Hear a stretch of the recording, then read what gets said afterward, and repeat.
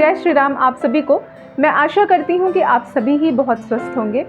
हमने कथा में चर्चा किया था कि किस प्रकार से केवट प्रभु श्री रामचंद्र जी के चरणों को धुलता है, उनकी भक्ति प्राप्त करता है और प्रभु श्री रामचंद्र जी को गंगा के पार उतारता है।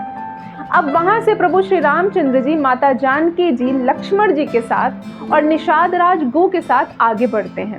अब आगे बढ़ते हुए प्रभु श्री रामचंद्र जी प्रयाग क्षेत्र में प्रवेश करते हैं, जहां पर उनकी मुलाकात भरद्वाज मुनि से होती है। भरद्वाज मुनि जी प्रभु श्री रामचंद्र जी, माता जानकी जी और लक्ष्मण जी को देखकर अत्यंत प्रसन्न होते हैं। वो बोलते हैं कि वर्षों की मेरी तपस्या, जप, तप, साधना सब कुछ मेरा सफल हो गया प्रभुवर आपके चरणों के दर्शन करके।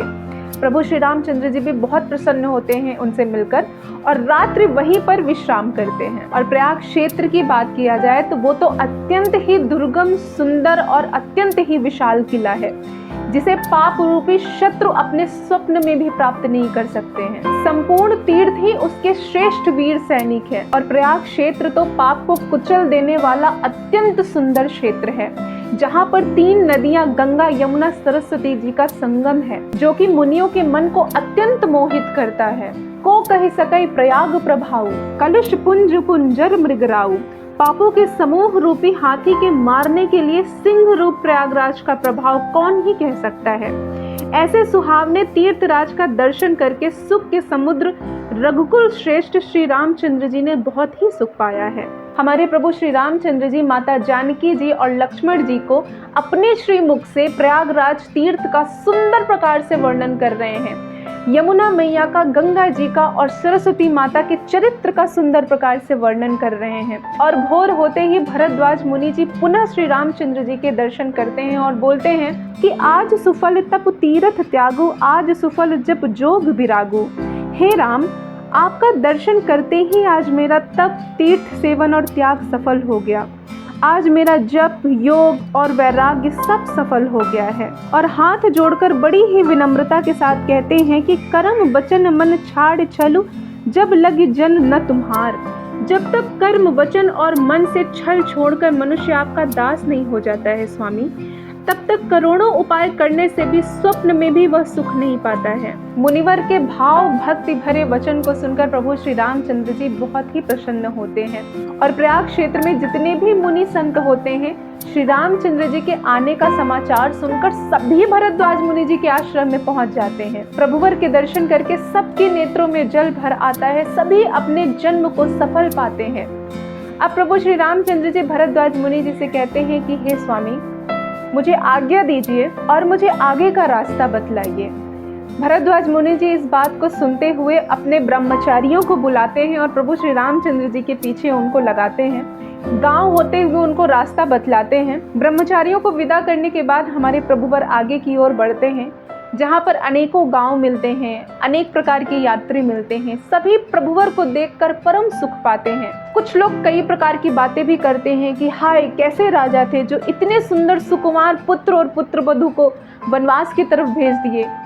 कुछ तो ये भी बातें करते हैं कि धन्य है वो राजा जो इतने सुंदर पुत्र और पुत्र वधू को वनवास की तरफ भेजे, जिसकी वजह से मुझे इनके दर्शन करने का फल मिला। भिन्न भिन्न प्रकार की लोग बातें करते हैं।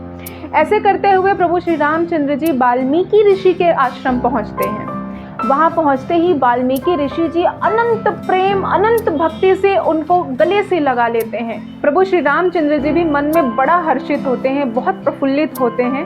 उनके प्रेम भक्ति भाव को बहुत अच्छे तरीके से समझ पाते हैं और सुंदर सी मुस्कान बिखेरते हुए वाल्मीकि ऋषि के चरण स्पर्श करते हैं। और वाल्मीकि ऋषि जी श्री रघुवर जी को, माता जानकी को, लक्ष्मण जी को आश्रम में बुलाते हैं।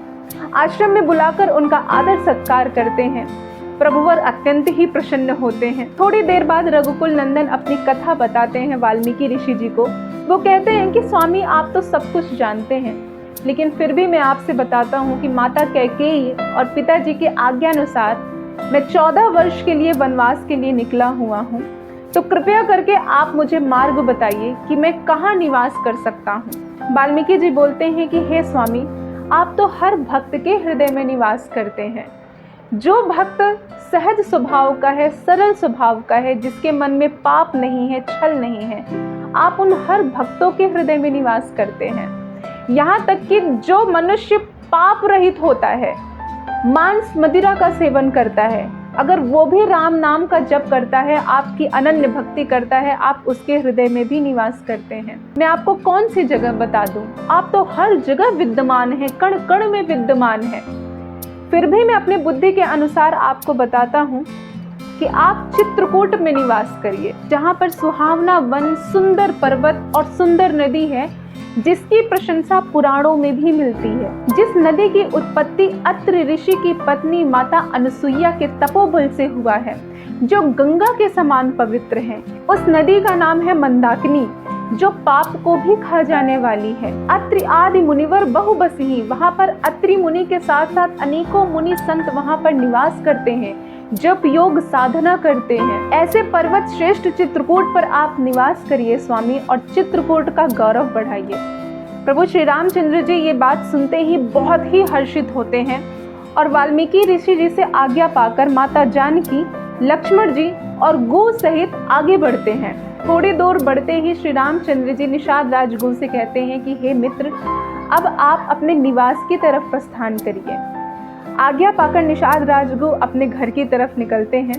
अब प्रभु श्री रामचंद्र जी आगे की तरफ बढ़ते हैं और चित्रकूट के सुंदर से घाट को देखकर लक्ष्मण जी से कहते हैं कि हे लक्ष्मण, ये बहुत ही सुंदर घाट है, यहीं पर निवास करने का अच्छा बंदोबस्त करो। अब लक्ष्मण जी आज्ञा पाकर पयस्विनी नदी के उत्तर दिशा की तरफ आश्रम बनाने का विचार करते हैं और सभी देवता हर्षित हो जाते हैं कि अब हमारे प्रभुवर यहीं पर निवास करेंगे।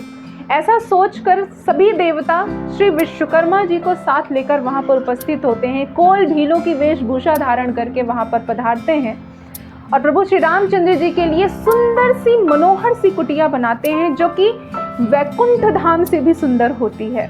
अब जरा सोचिए, हमारे ब्रह्मांड के पर ब्रह्म परमेश्वर, जो कि वैकुंठ धाम और क्षीर सागर के स्वामी हैं, वो जहां कहीं भी निवास करेंगे, वो कितना शोभायमान, कितना सुंदर, कितना सुशोभित होगा। अब हमारे प्रभु श्री रामचंद्र जी माता सीता जी और श्री लक्ष्मण जी के साथ चित्रकूट में ही निवास करते हैं।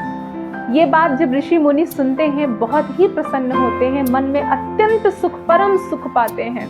चित्रकूट धाम अपने आप को सौभाग्यशाली मानता है। वहाँ के वन, वहाँ के पशु, वहाँ के पक्षी, वहाँ के वृक्ष अपने आप को अत्यंत सौभाग्यशाली मानते हैं। उनमें अलौकिक सुंदरता छा जाती है कि प्रभु श्री रामचंद्र जी, माता जानकी जी और श्री लक्ष्मण जी वहाँ निवास कर रहे हैं। तो यहाँ तक थी प्रभु श्री रामचंद्र जी के भरद्वाज मुनि और वाल्मीकि ऋषि से मिलने तक की कथा।